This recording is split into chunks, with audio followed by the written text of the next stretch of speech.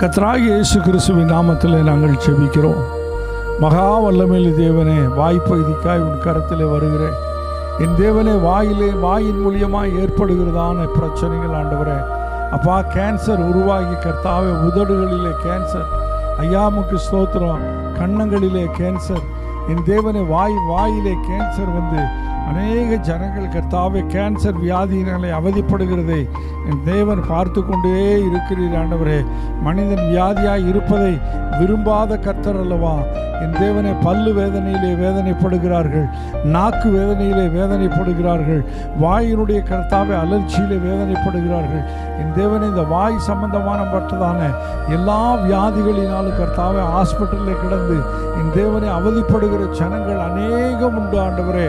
வீடுகளிலே கர்த்தாவே உமக்கு ஸ்தோத்திரம், பல்வலிகளினாலே கர்த்தாவே உமக்கு ஸ்தோத்திரம், நாவின் வேதனையினாலே, உதடு வேதனையினாலே என் தேவனை அவதிப்படுகிற ஜனம் அநேகம் உண்டு கர்த்தாவே. இந்த வேளையில் கர்த்தாவே, இந்த வீடியோவோடு சேர்ந்து கர்த்தாவே உமக்கு ஸ்தோத்திர, வேதனை உருவாகிற இடத்துல கரங்களை வைத்து யாரெல்லாம் எங்களோடு கூட சேர்ந்து செபிக்கிறார்களோ அவர்களுக்கு என் தேவன் பரிபூர்ண விடுதலை என் தேவன் இப்பொழுதே கட்டளையிடும்படியே செபிக்கிறேங்க தாவே. நீங்கள் கட்டளையிடுங்க ஆண்டவரே. நீங்கள் அப்படி செய்ய வல்லமையிலவராக இருக்கிறீங்க ஆண்டவரே. அப்பா, கேன்சர் எடுத்து போடுங்க ஆண்டவரே, வியாதி எடுத்து போடுங்க ஆண்டவரே, பல்லு வலி எடுத்து போடுங்க ஆண்டவரே, பல் வேதனை எடுத்து போடுங்க ஆண்டவரே.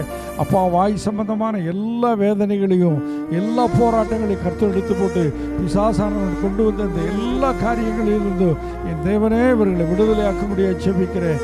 யார் கரங்களை வைத்து ஜெபித்து கொண்டிருக்கிறார்களோ அவர்கள் மேலே பரிசுத்த ஆவியானுடைய கரம் வைத்து பரிபூர்ண சுகம் கிடைக்கட்டும். இயேசு கிறிஸ்துவின் நாமத்திலே ஆமென்.